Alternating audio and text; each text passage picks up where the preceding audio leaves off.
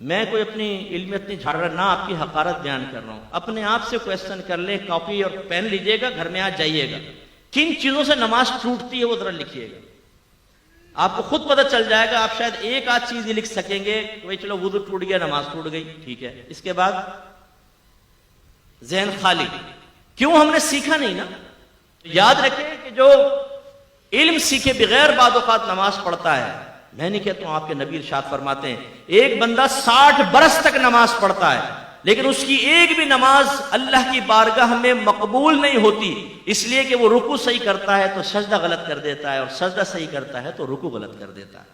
سرکار مسجد میں بیٹھے ہوئے ہیں, ایک دیہاتی صحابی جن کو اعرابی کہتے ہیں وہ آئے, نماز ادا کی, آ کے سلام کیا. سرکار نے سلام کا جواب دیا, پھر فرمایا صلی فإنک لم تصلی, تو نماز پڑھ کیونکہ تو نے نماز نہیں پڑھی. بڑا حیران ہوا, گیا پھر نماز پڑھی, پھر آئے, سرکار نے سلام کا جواب دیا, فرمایا یہی جملہ, جاؤ دوبارہ نماز پڑھو. پھر گئے, نماز پڑھ کر آئے, سرکار نے فرمایا تو نے نماز نہیں پڑھی, دوبارہ پڑھ. کہنے لگے یا رسول اللہ مجھے تو ایسی ہی آتی ہے, آپ تعلیم فرما دیں. اب وہ کر کیا رہے تھے؟ علماء نے اس کی تشریح بیان یہ کی کہ رکوع کے بعد سیدھا کھڑا ہونا, اس کو قوما کہتے ہیں, یہ واجب ہوتا ہے. سیدھا کھڑا ہو کے کم از کم ایک بار سبحان اللہ کی مقدار آپ کو کھڑا ہونا ہوگا, پھر آپ سجدے میں جائیں. ایسی ایک سجدے سے جب ہم اٹھ کے بیٹھتے ہیں اس کو جلسہ کہتے ہیں. اس میں بھی کم از کم ایک بار سبحان اللہ کی مقدار بیٹھیں گے اور پھر اس کے بعد ہم دوسرا سجدہ کریں گے. سبحان اللہ مجھ سے کہنا نہیں ہے, جتنی دیر میں سبحان اللہ ہوتی ہے اتنی دیر بیٹھے پھر اگلا. اب ہمارے بھائی کیا کرتے ہیں, رکوع میں گئے, یہ اٹھے فوراً, اور نماز پڑھتے ہوئے تیزی سے دیکھیے گا یوں چپ چپ چپ چپ, ایک سجدہ پورا نہیں اٹھے گا, پھر فوراً. اتنی تیز نماز پڑھتے ہیں بعض, اور خاص طور پہ بچے جن کو گیم سے اٹھا دیتی نا, امی نماز پڑھو, کم وقت تو گیم بند کروا دوں گی. اچھا امی پڑھ رہے, ان کی نماز کی سپیڈ آپ دیکھیں. ابھی ہم جیسا آدمی الحمدللہ رب العالمین الرحمن الرحیم پڑھے گا, وہ رکوع میں بھائی تو نے مشین لگا رکھی ہے منہ کے اندر, اتنی تیزی سے ختم کر لیا تو نے, اور یہ رکوع بس ایک دم فارغ. سنت غائب ہے نا, سنت موقدہ, غیر موقدہ, نوافل, اس سے بالکل مبرہ. خالی فرض پڑھے جلدی جلدی آ کے پھر بیٹھ گئے 2 گھنٹے کے لیے. یہ جو نمازیں ہیں یہ نمازیں منہ پہ ماری جاتی ہیں. سرکار فرماتے ہیں بعض نمازی ایسے ہیں کہ ابھی مسجد کے دروازے سے باہر نہیں نکلنے پاتے, لیکن ان کی نماز پرانے کپڑے کی طرح لپیٹ کے ان کے منہ پر مار دی جاتی ہے. اور ایک روایت میں سرکار نے فرمایا بعض نمازی جب نماز کو ختم کرتے ہیں تو نماز ان کے لیے بد دعا کرتی ہے کہ اللہ تعالیٰ اس کو ایسا ہی برباد کر دے جیسا اس نے مجھے برباد کیا. یہ یاد رکھیں, میں صرف مثال دے رہا ہوں سمجھانے کے لیے. نمازیں, روزے, یہ ایسا چیک ہے کہ جو بروز قیامت کیش ہوگا. اور آپ کو پتا ہے چیک صحیح نہ بھرا جائے تو باؤنس ہو جاتا ہے نا, وہ پھر ریجیکٹ ہو جاتا ہے, ریٹرن ہو جاتا ہے چیک. ایسے اگر اللہ تعالیٰ کی بارگاہ میں یہ عبادات مطلوب شرع کے مطابق ادا نہیں کی تو یہ رد ہیں. میدان محشر میں پہنچیں گے تو پتہ چلے گا کہ تیری تو 40 سال کی نمازیں برباد, تیری 30 سال کی نمازیں برباد. کیا فائدہ ہوگا اس کا؟ ہم نماز کو بوجھ سمجھ کر ادا کرتے ہیں بعض اوقات, یار بس سر سے بوجھ اتارنا ہے, نہ دل لگ رہا ہے نماز کے اندر, جلدی جلدی نمازیں پڑھ رہے ہیں, اور خیالات کی یلغار ہے, یلغار, خوف خدا کے ساتھ نماز ہی نہیں پڑھ رہے. حالانکہ آپ کے نبی نے ارشاد فرمایا جس نے 2 رکعت نماز, زیادہ نہیں, 2 رکعت نماز ایسے ادا کی کہ اس میں دنیا کا کوئی خیال اپنے قلب میں نہ لایا, وہ گناہوں سے ایسا پاک و صاف ہو جائے گا جیسے آج ہی اپنی ماں کے پیٹ سے پیدا ہوا.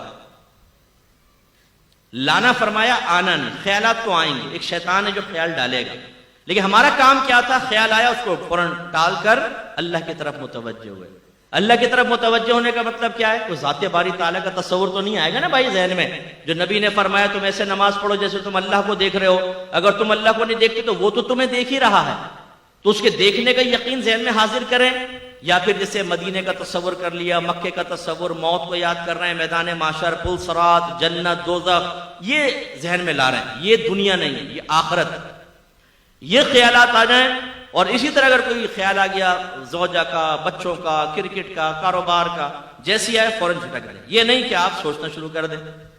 تراویح میں کھڑے ہو گئے ایک نوجوان اور PSL سٹارٹ ہو گیا, بولنگ کرا رہا ہے, بیٹنگ کر رہا ہے پوری, اور میچ بھی جیت گیا, ٹرافی بھی اٹھا لی, لیکن جیسے ٹرافی دینے لگے امام صاحب نے کہا اللہ اکبر, ٹرافی غائب. تو رکوع کرنا پڑا. تو یار ابھی ٹرافی بھی مل جاتی. ایک کنجوس آدمی تھا, اس کو وہ نماز اس کو مسجد میں پہنچا تو جماعت نکل گئی، تو بڑا افسوس کرنے لگا. لوگ بڑے متاثر ہوئے، کہا کہ ہمیں آپ کے جذبے سے بہت سیکھنے کو ملا ہے کہ آپ کیا جماعت نکل گئی اتنا آپ دکھ کر رہے ہیں. کہا بھائی یہ بات نہیں ہے، مسئلہ یہ تھا کہ جب امام صاحب کے پیچھے نماز پڑھتا تھا نا تو اپنے دکان کا پورا حساب آرام سے کر لیتا تھا. اب امام صاحب اکیلے نماز پڑھوں گا تو حساب کے علیحدہ ٹائم نکالنا پڑے گا، میرا وقت نکل جائے گا. تو یہ صورت حال ہوتی ہے کہ جو چیز ہمیں کہیں یاد نہیں آتی آپ آزما کر دیکھیے گا وہ نماز میں یاد آئے گی. اسی لیے ایک آدمی امام اعظم ابو حنیفہ رضی اللہ تعالیٰ عنہ کے پاس آیا، کہنے لگا حضور میں نے کچھ اپنا خزانہ دبایا تھا، اب بھول گیا کہ کہاں دبایا تھا، کیا کروں؟ فرمایا علاج تو بتا دوں گا لیکن تو کرے گا نہیں. کہا کہ جی کیسے نہیں کروں گا، آپ بتائیں، کیونکہ اس کے لیے تو ہم تیار ہیں نا. اگر میں کہوں 5 وقت نماز پڑھیں، داڑیاں بڑھائیں، دین علم کے دین سیکھیں، اللہ آپ کو جنت دے گا، ہم میں سے بہت سے کہیں گے ہاں کیا صحیح رہے بالکل، اللہ ہمیں توفیق دے گا، بس توفیق دے گا. اور اگر میں کہوں میں آپ کو وظیفہ دے رہا ہوں 100 مرتبہ آپ کو پڑھنا ہے، 100 مرتبہ فجر کی نماز کے بعد، اسی دن آپ کو 1 لاکھ روپے نہ ملے تو فقیر کا گریبان پکڑ لیجئے گا. آپ کہیں گے مفتی صاحب اگر گھر میں چائے پی لیں تو بڑی مہربانی ہوگی. پھر آپ اس کو پوچھیں گے، پوچھنے کے بعد اگر میں یہ بھی کنڈیشن لگا دوں کسی نے شور کر دیا نا یا آپ بھول گئے گنتی، ختم، دوبارہ شروع، تو آپ اس کمرے میں داخل ہونے سے پہلے گھر والوں کہیں گے کوئی آئے نا ٹانگیں توڑ دوں گا، تم لوگ کم بخت ہو، نکل جاؤ، بچوں کو باہر نکالو گھر سے. اور مصلی پہ بیٹھ کے ایک دانہ یہ ہمارا استغراق ہے. کیوں کہ مادی شے ہمارے سامنے آئے تو ہماری کامل توجہ ہوتی ہے، اور آخرت کے بارے میں کہیں تو بالکل بھی نہیں ہوتی.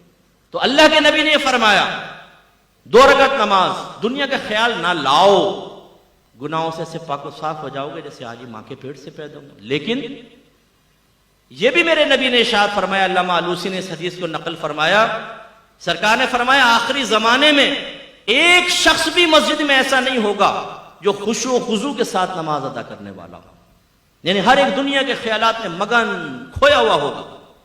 ایک شخص کو سرکار نے دیکھا وہ نماز پڑھ رہا ہے تو اپنی داڑھی سے کھیلنے لگا نا، جیسے ہم لوگ سیٹ کرتے ہیں نا ہمارے نوجوان، یہ پف بنا رہے ہوں گے نا، ان کو وہ آئینے میں اپنا عکس تو ذہن میں آ جاتا ہے، تو جیسے وہ آئینے میں کرتے ہیں وہ بغیر آئینے کے بھی ویسے سیٹ کر لیتے ہیں کیونکہ وہ نقشہ ذہن میں ہوتا ہے. اب وہ یہ سیٹ کر رہے ہیں، یہ سیٹ کر رہے ہیں، وہ شخص بھی کوئی داڑھی کو ایسا کرنے لگا. تو میرے آقا نے صحابہ سے فرمایا اگر اس کے دل میں خشوع و خضوع ہوتا تو اس کے اعضاء بھی خشوع پذیر ہوتے، یعنی اگر اس کے دل میں اللہ کا خوف ہوتا تو اس کے اعضاء سے بھی ظاہر ہوتا کہ اللہ کے خوف میں رہ کر نماز پڑھ رہا ہے، لیکن تو داڑھی سے کھیل رہا ہے. اور یہ ہمارا حال ہوتا ہے. تو کامل نماز کب ہوگی؟ جو مطلوب شرع کے مطابق، اور جس کو اقامت الصلاۃ فرمایا گیا وہ تب جب ان تمام مسائل کو سیکھ کر اور خشوع و خضوع کے ساتھ نماز ادا کریں. تو آپ برا نہیں مانیے گا، اپنی پچھلے پورے مہینے کی نماز کو آپ سوچ لیں، کوئی 2 رکعت نماز ہم نے ایسی ادا کی جس میں دنیا کا خیال نہ آنے دیا ہو.